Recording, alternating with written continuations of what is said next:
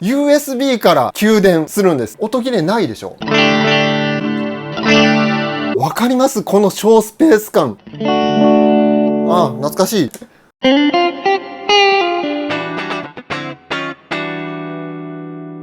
はいどうも始まりました。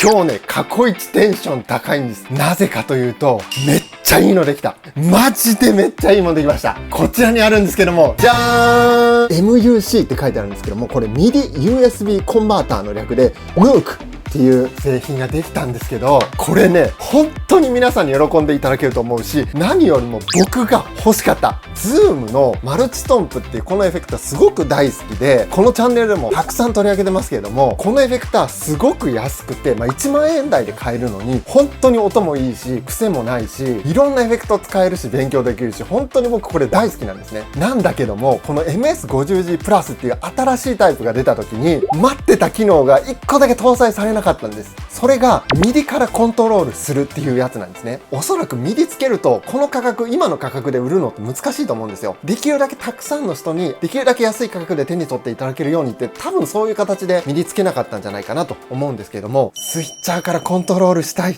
ていうのができるようになりました。こちらで今回はこの MOOC 説明していきたいなと思います。はい、いきますよ。もうやばいんですよ。やばいんですよ。どうなってるかっていうと、ここに MIDI in、そして MIDI する USB out ってあるでしょ。これ何かっていうと、ここに入力された MIDI 信号を USB タイプの MIDI 信号に変換して出してくれるんです。これやった方が分かりやすいと思うので、繋いでみますね。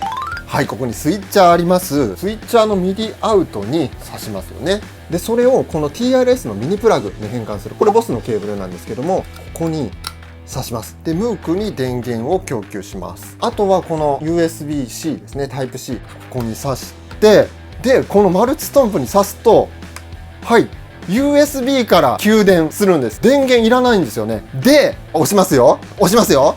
ほい。これパッチリ切り替わってんすよ。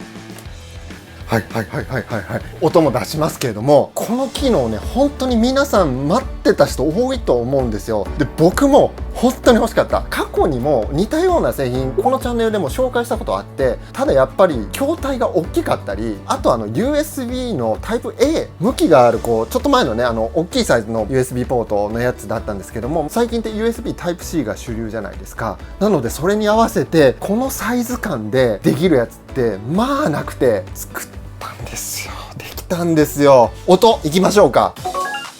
1番がですね、このドライブ系で、そこにディレイ足したいなと思ったら、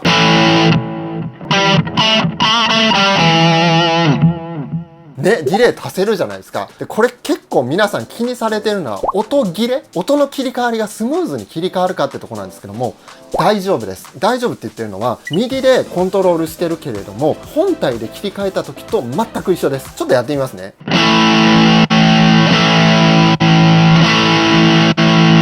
まあちょっと切れてるけれども、音切れの感覚って次呼び出す音がどれくらいこの重たいか、メモリをたくさん食うかっていう、そこの切り替えに多分時間かかってるんだと思うんです。で、この辺のクリーン系、ちょっと軽いやつだと、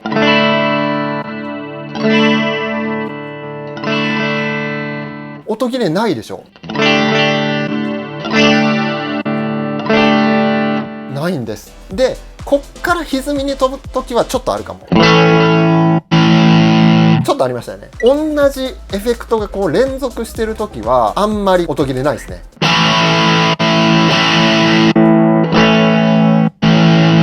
わかりました。こっからここ飛ぶのだけちょっとあったけれども、でもこれもぶっちゃけ演奏のこのいいタイミングで切り替えれば、あ、音止まったなんて全然わからないタイミングで踏み替えられるんで、音切れについては心配しなくて大丈夫です。いや、本当にね、これいいですよ。これ3つ目ね、テープエコー。こういったり、コーラス。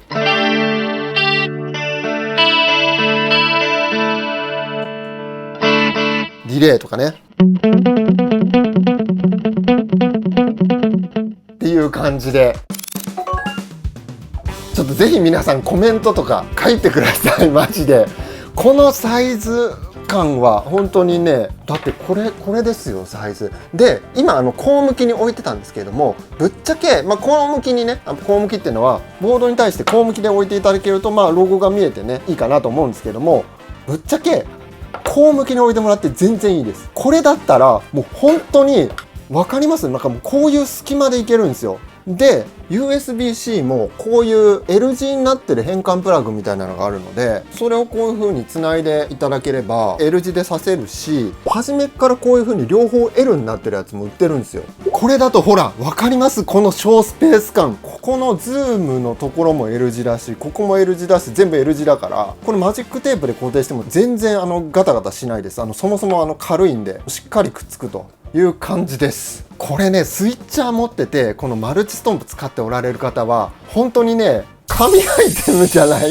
自分で言うのもなんだけど。じゃあこのマルチストンプ側少しだけ設定がいりますので、そちら説明していきたいと思います。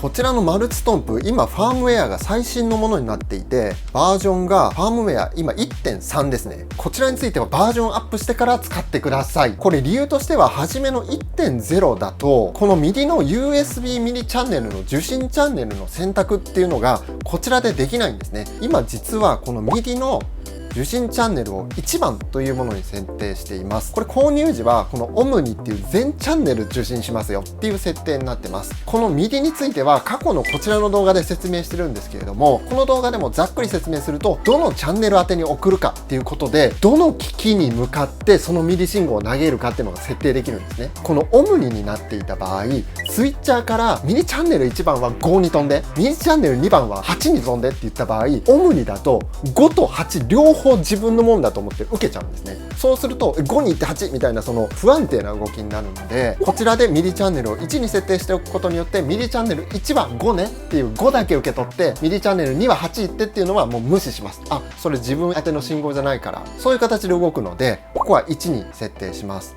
あと過去のファームウェアだとこのミディのね、切り替えが10番までしか受信できないんですよねっていう制約があるので、要はパッチ10番目までしか反応しない、っていう動きになるので、ファームウェアバージョンアップしてから使ってください。そのバージョンアップの方法は概要欄に載せてますので、もう結構簡単です。手順通りにやればファームウェアバージョンアップできます。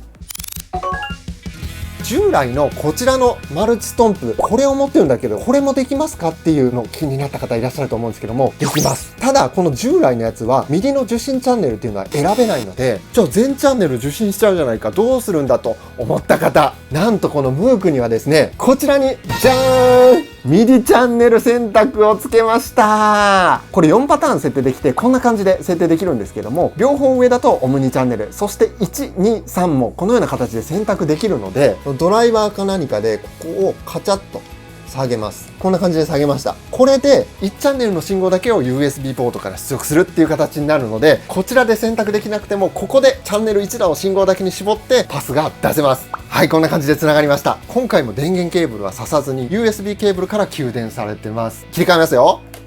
こんな感じですね。切り替わります。バッチリ。オフもね選択できるしね。あ、懐かしい。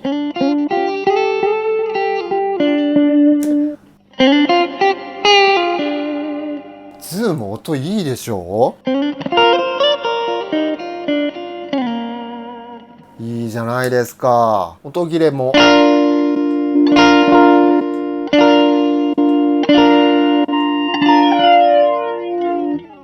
大丈夫ですね。そしてもちろんこちらの MS70CDR プラスだとか他の機種もコントロールできます。空間系モジュレーションがたっぷり入ってるペダルなので、エフェクトボードの空間系はもうこいつに任せて、スイッチャーからね都度必要な音を呼び出してあげるとかやれば本当にね、もうこれやりたかったですよ僕。これそして今こちらに BOSS の DD500 もつないでるんですけれども、こちらの MIDI スルー、ここから DD500 に今送っていって、チャンネル1番がマルチストンプ、2番が BOSS の DD500 になってます。スイッチャーからこの両方の機器に右信号を送って、別々のパッチに同時に切り替えることができます。